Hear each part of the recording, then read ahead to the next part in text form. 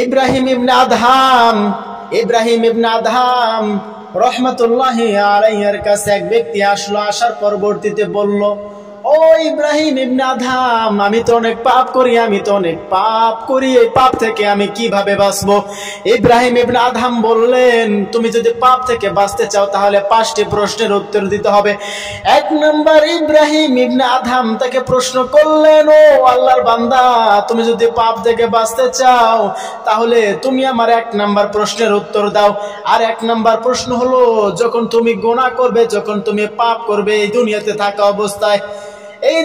থাকা অবস্থায় যখন তুমি পাপ করবে, তখন তুমি আল্লাহর দেওয়ার রিজিক আর খাবে না। আল্লাহ তাআলার দেওয়ার রিজিক যে রয়েছে, ভাত, তরকারি, ডাউল, আর কত রিজিক রয়েছে পানি সহ, এই সমস্ত রিজিক তুমি কি করবে না? এই সমস্ত রিজিক খাবে না। তখন ওই ব্যক্তি বললেন, এটা তো অনেক কঠিন কাজ, আমি যদি না খাই তাহলে কিভাবে বাঁচবো? তখন ইব্রাহিম ইবনে আদহাম বললেন, তোমার কি লজ্জা করে না? আল্লাহর জমিনে থাকবে, আল্লাহর পাপ করবে, আবার আল্লাহর দেওয়া সেই রিজিক তুমি খাবে।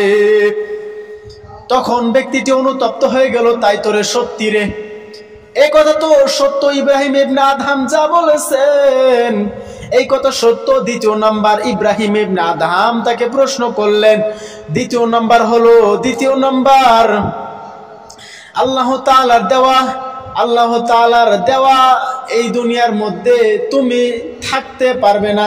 সে বললেন, 1 নম্বরের চেয়ে এটা তো আরো অনেক কঠিন, এটা আমি কিভাবে করব? ওই ব্যক্তিটি এই প্রশ্নটি এর উত্তর দিতে পারলেন না। ইব্রাহিম ইবনে আদহাম তাকে আবারও 3য় নাম্বার প্রশ্ন করলেন। ইব্রাহিম ইবনে আদহাম 3য় প্রশ্ন করলেন, তুমি যেহেতু পাপ করবে তাহলে তুমি এই 3 নাম্বার প্রশ্নের উত্তর দাও।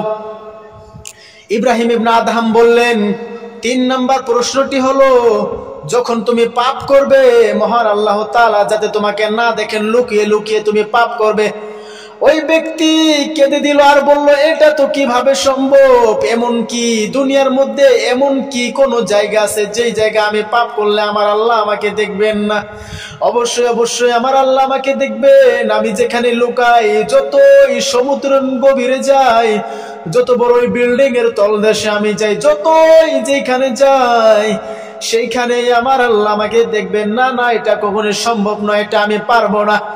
ইব্রাহিম ইবনে আদহাম ওই ব্যক্তিকে আবারও প্রশ্ন করলেন, তুমি যেহেতু পাপ করবে তাহলে আমার 4 নাম্বার প্রশ্নের উত্তর দিয়ে দাও। তখন ইব্রাহিম ইবনে আদহাম তাকে প্রশ্ন করলেন, তুমি তো একদিন মারা যাবে, কত সত্য। মালাকুল মউত যখন তোমার কাছে আসবে তখন তুমি কি করবে? তখন তুমি মালাকুল মউতকে বলবে, আমাকে একটু সময় দাও, আমি আরেকটু এই দুনিয়াতে থাকতে চাই, আর একটু ভালোভাবে ইবাদত করতে চাই, তওবা করতে চাই।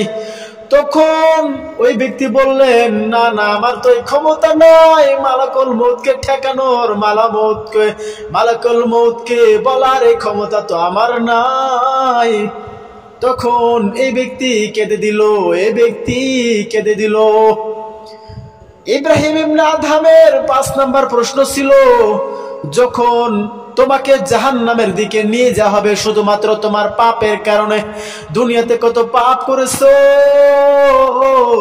এই পাপের কারণে যখন তোমাকে জাহান্নামে নিয়ে যাওয়া হবে তখন তুমি বলবে, আমাকে জাহান্নামে নিয়ে যেও না, আমাকে জান্নাতে দিয়ে দাও। তুমি যদি এই 5টা কাজ করতে পারো, এই 5টি প্রশ্নের উত্তর দিতে পারো, তাহলেই তুমি পাপ থেকে কেবল বিরত থাকতে পারো। আর যদি না করতে পারো তাহলে তুমি আর আল্লাহর জমিনে কখনো পাপ করবে না। তখন ওই ব্যক্তিটি ইব্রাহিম ইবনে আদহামের কথা শুনে হতভম্ব হয়ে গেল, আর দুই চোখ দিয়ে অশ্রু ঝরঝর করে পড়তে লাগলো, আর 2 চোখ দিয়ে পানি একদম টলটল করে নামতে লাগলো। ব্যক্তিটি কেঁদে দিল, আমি শুনেছি, আমি দেখেছি, আমি পড়েছি, ওই ব্যক্তিকে নাকি আর কোনোদিন কেউ মৃত্যুর আগ পর্যন্ত কোনো পাপ করতে দেখে নাই। এরা ছিল সালাফ, এরা ছিল তাকওয়াশীল, এরা ছিল মুত্তাকি, এরা ছিল পরহেজগার, এরা ছিল আল্লাহওয়ালা, এরা ছিল তাকওয়াশীল বান্দা। আল্লাহ যাতে এদের মতো আমাদেরকে সকলকে কবুল করেন, এই দোয়াই কামনা করি। প্রত্যেকের জন্য আল্লাহ সকলকে উত্তম প্রতিদান, উত্তম জাযা দান করুক। আমিন।